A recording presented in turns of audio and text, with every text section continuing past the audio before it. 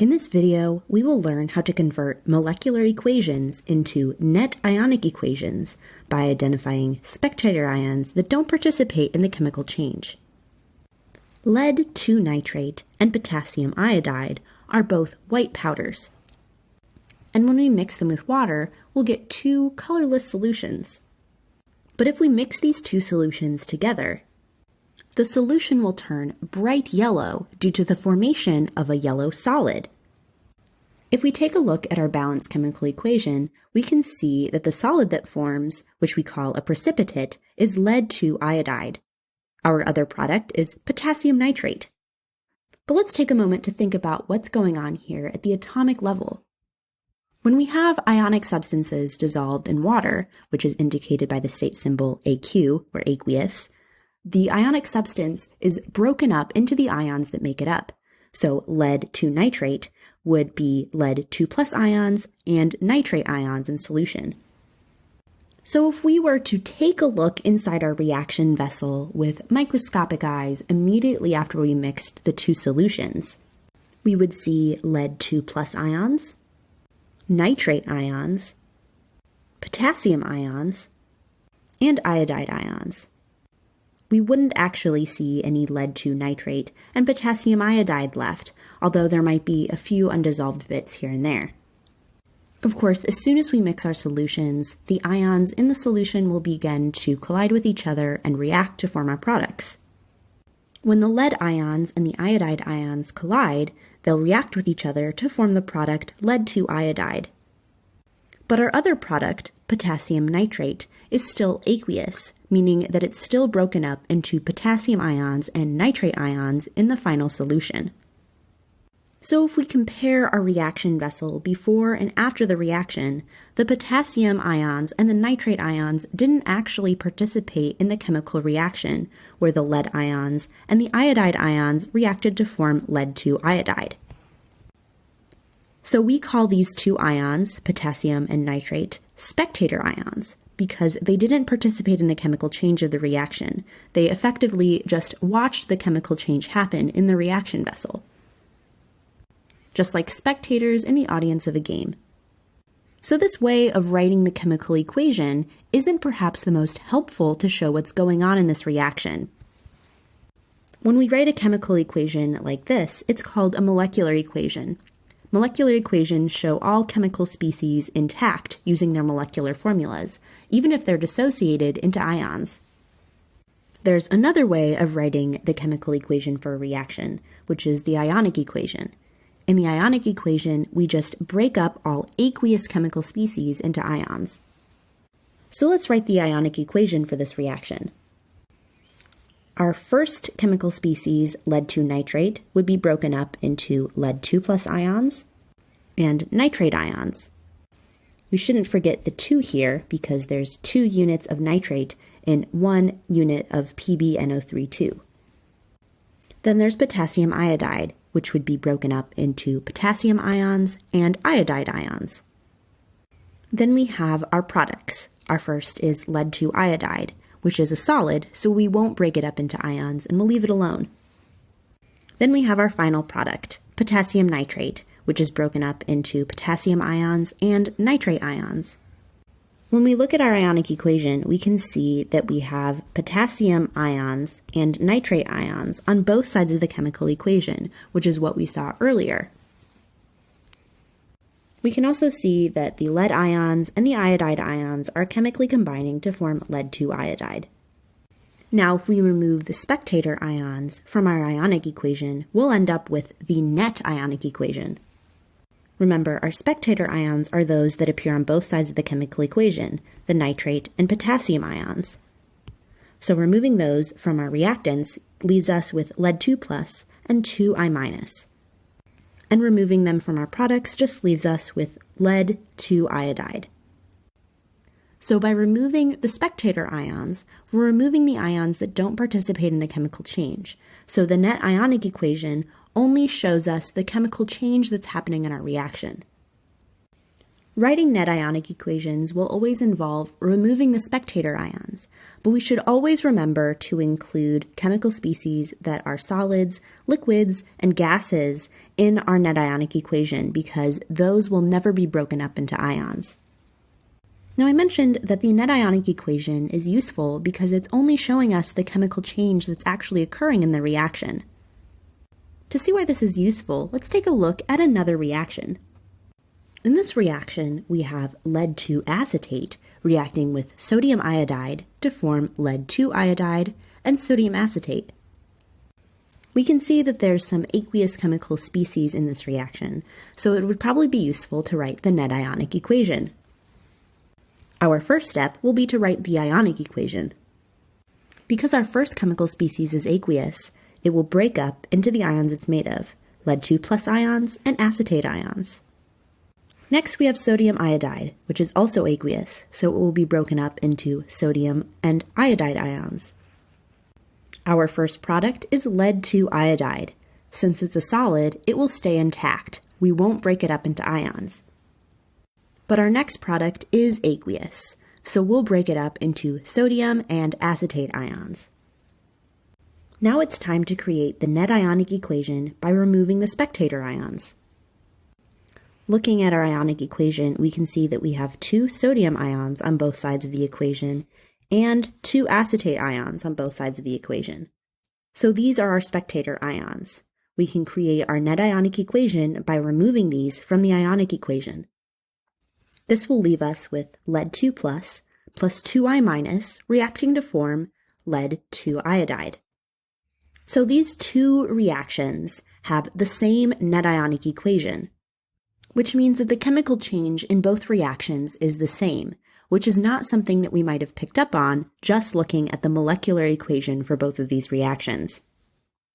So now that we know how to create ionic equations and identify spectator ions so that we can create a net ionic equation, let's try some practice problems.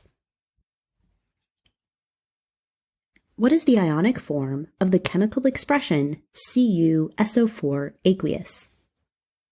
We can see that the state symbol in this chemical expression is AQ, or aqueous, meaning that this substance is dissolved in water. When ionic substances are dissolved in water, they break apart into the positive and negatively charged ions that make them up.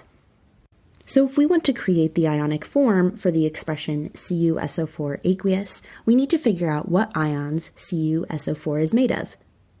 Well, Cu is the symbol for copper. Copper forms positively charged ions, but it can form ions of multiple different charges. So we'll need to figure out what its charge is by looking at the other ion in this expression.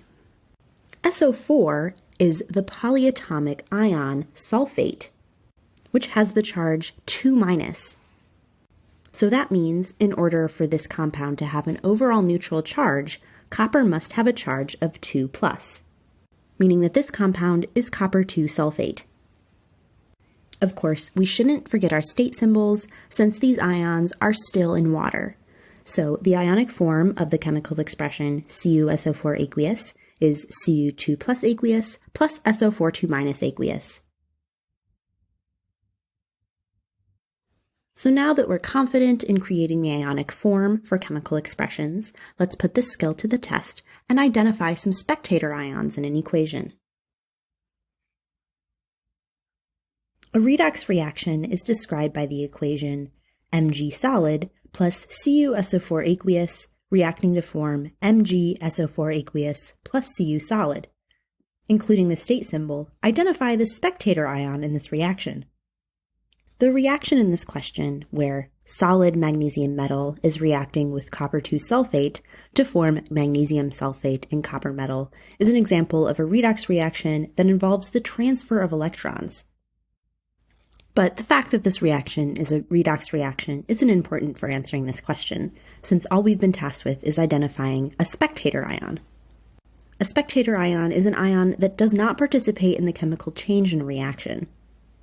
To identify these spectator ions, we'll first have to write out the ionic form of all the chemical species involved in this reaction. we'll notice that some of the chemical species involved in this reaction, copper sulfate and magnesium sulfate, are aqueous. When we have an ionic substance that's aqueous, that means it's split up into the ions that make it up. So let's go through our chemical equation and split up everything into ions. Our first reactant is magnesium metal. Since it's a solid, we don't have to do anything with it. Next is copper 2 sulfate, which would be split up into the copper 2 plus ion and the sulfate 2 minus ion. Our first product is magnesium sulfate, which would be split up into the magnesium 2 plus ion and the sulfate 2 minus ion. And our final product is solid copper. Again, since this is a solid, we just leave it alone. Now that we've written our chemical equation with everything split up into ions that can be, which is called an ionic equation, we can identify our spectator ion. Since a spectator ion doesn't participate in the chemical change, it will be the same on both the reactant side and the product side of our reaction. We can see that the sulfate ion is on the reactant side and the product side, so this must be our spectator ion. So the spectator ion is sulfate, or SO4 2-, and we shouldn't forget the state symbol, which is aqueous.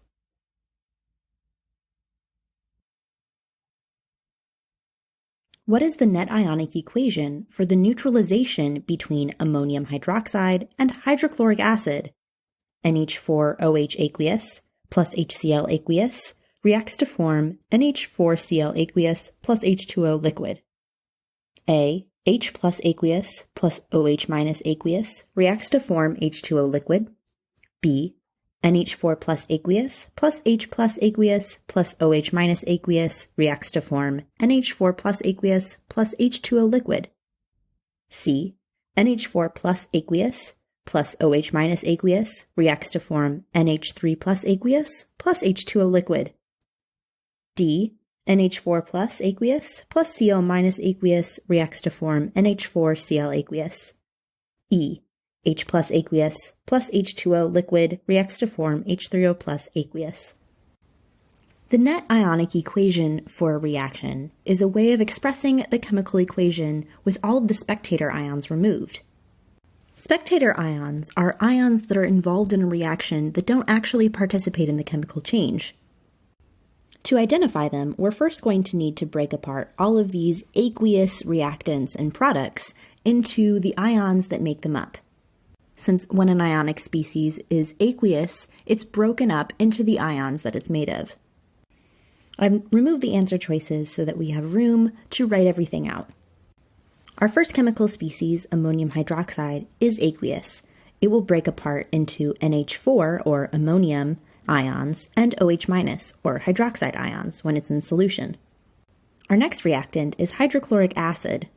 Since it's aqueous, it will break apart into hydrogen ions and chloride ions when it's dissolved in water. Now let's move on to the product side of the reaction. Our first product, ammonium chloride, is also aqueous, so it will be split up into NH4 ions and Cl- ions. Our final product is water. Since water is a liquid, it doesn't break up into ions, so we'll leave it alone.